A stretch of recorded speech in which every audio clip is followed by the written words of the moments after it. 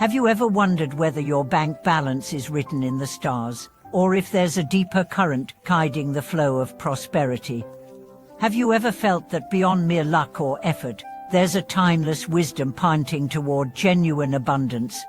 Welcome back to the channel, everyone. I'm your host, and today we journey through 4 ancient Buddhist stories that illuminate the true origins of wealth. These tales are not about lotteries or sudden windfalls, but about the inner riches that ripple outward into every facet of life.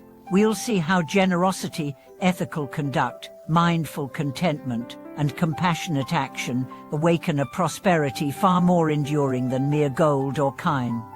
In the first story, we meet a humble potter named Sukata, who toiled from dawn until dusk to craft earthen vessels. Despite his meager earnings, he never refused anyone who asked for a pot, even if it meant working late into the night. One season, a great famine struck the land. While others hoarded grain and fled to wealthier regions, Sukata continued to offer his pots freely to anyone in need. One moonlit evening, a serene monk appeared at his workshop and blessed each vessel with a single mantra. By dawn, Sukata discovered that every pot he made had transformed into a vessel of unending rice, just enough to feed his entire village. But more than that miracle, Sukata's boundless kindness had sown seeds of mutual support that carried the community through hardship long after the vessels vanished.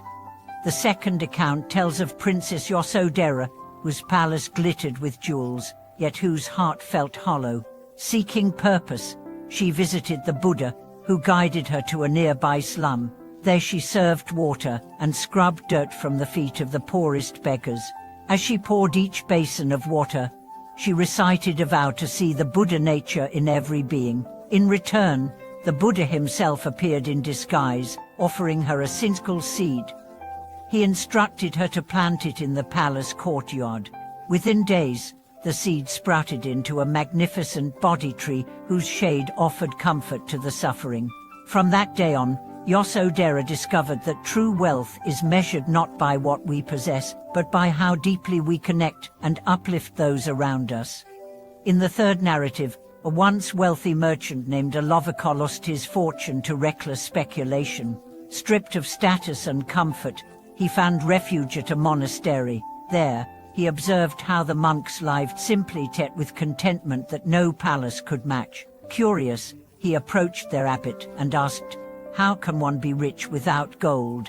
The abbot handed him a worn mendicant's bowl and said, "Fill this with gratitude." Confused, Alovika began each morning listing blessings: a friend's laughter, the taste of sweet rice, the sunrise painting the sky. Over time, his heart brimmed so full that sorrow and greed had no room to dwell. In offering this newfound joy to others, Alovika discovered a generosity of spirit that drew genuine friendships, sustainable work, and a quiet prosperity richer than any kind. The fourth and final tale follows a forest-dwelling ascetic named Predestined, who possessed almost nothing but unwavering compassion. Travelers often mistook him for mad, for he spent his days tending to wounded animals and gathering food for hungry birds. One stormy night, a group of merchants seeking shelter stumbled into his clearing. Instead of rebuffing them, Predestined offered his scant provisions and a dry spot by the fire. At dawn, the merchants revealed themselves as celestial devas in disguise, testing his virtue. They granted him a boon. Wherever he walked, the earth beneath would yield healing herbs and abundant fruit. Yet Predestined, ever modest, directed villagers to gather these gifts themselves, teaching them sustainable harvesting and care for the land. Through his example, they learned that wealth blossoms most fully when shared responsibly and with humility. These 4 stories converge on a single truth: prosperity is not an external commodity to be chased or hoarded, but a reflection of our inner abundance. When we give freely, practice gratitude, act with integrity, and cultivate compassionate service, we align with the timeless flow of wealth that sustains all beings. Long after the 4 stories were first told, their teachings continued to unfold in unexpected ways, reaching across cultures and centuries. In a bustling metropolis far from the fertile fields of ancient India, a young entrepreneur named Maya found herself trapped in a cycle of relentless ambition. She measured success by quarterly targets and investor reports, chasing each milestone with the intensity of a wildfire that threatened to consume her joy. One evening, exhausted and alone in her high-rise office, she stumbled upon the tale of Sukata the potter. Something about his quiet generosity in the face of famine struck her deeply. Here was someone who poured from an empty vessel and discovered a source that never ran dry. The next morning, Maya resolved to emulate his spirit. She began by setting aside a small portion of her company's profits to fund micro-grants for struggling artisans and craftspeople. At first, her board balked at diverting resources from core operations, but Maya persisted.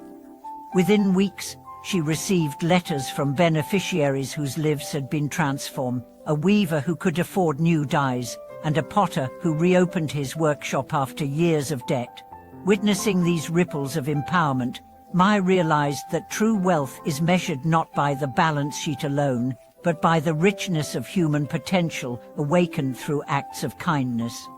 Across the ocean in a cramped university dorm, a philosophy student named Leo grappled with the second story of Princess Osodera. He was surrounded by all the trappings of privilege, a scholarship, a prestigious program, but she struggled with a pervasive sense of alienation. Late one night, he snuck out to the city's poorest neighborhood and volunteered at a shelter. As he scrubbed floors and offered cups of water to displaced families, the words of the Buddha resonated within him. To see the Buddha nature in every being is to honor the spark of enlightenment that unites us all. By planting his own seed of service, Leo watched seedlings of understanding sprout in his heart, dismantling the walls of entitlement he hadn't realized he'd built. Meanwhile, in a sleepy coastal town, a retired engineer named Rod reread the third account of Alovako, the merchant who learned to fill his bowl with gratitude. Plagued by chronic dissatisfaction despite a comfortable pension, Rod decided to keep a simple gratitude journal. Each morning he wrote down 3 things he often took for granted: the rhythmic lull of ocean waves, the youthful laughter echoing from the playground below, the steam rising from his first cup of tea. In time, his complaints about minor aches and bureaucratic hassles melted away, replaced by a peaceful contentment that nourished both his mind and his relationships. Neighbors noted how his presence calmed gatherings, as though the very air around him carried these of a heart uncluttered by craving. Far to the north, in a forest domain where wolves roamed and winter stretched long, an ecologist named Anika encountered the Soko Vesti the ascetic. She had dedicated her career to cataloging the flora and fauna of endangered habitats, yet struggled with burnout and cynicism. One spring, while rescuing a wounded fox cub, she found herself echoing Vasthetha's selflessness, tending the cub's broken leg, gathering berries to sustain it, and carrying it with gentle care through the woods. As the cub healed and darted back into the wild, Anika felt her own spirit revive. She realized that caring for individual creatures, just as Vesti they cared for birds and beasts, could restore the ecological system she aimed to protect. Her work shifted from mere observation to compassionate stewardship, and soon she inspired local communities to engage in wildlife rescue and habitat restoration with the same reverence she embodied. These modern echoes of ancient parables reveal a single, luminous truth: wealth flows most freely when we move beyond self-centered striving to gestures that honor the dignity of others. Whether we extend a hand in generosity, offer simple service, cultivate gratitude, or live in kinship with all life, we open channels through which true prosperity can enter.